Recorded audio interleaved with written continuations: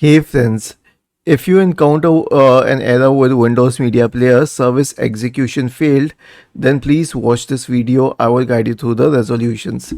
The first solution is to run the video playback troubleshooter. So how would you run it? Right click on the start button and select settings from the menu. Go to the system tab on the list on the left hand side. In the right pane, scroll down and click on troubleshoot. Select other troubleshooters, scroll down to the video playback troubleshooter and click on run corresponding to it.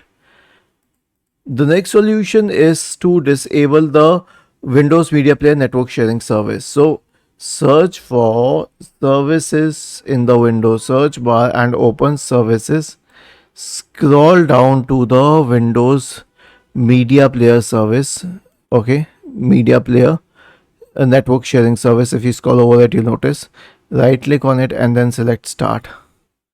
And then you need to re-register the jscript.dll and vbscript.dll files. It's very easy. To re-register any file, it is regsvr32 space and the name of the DLL file.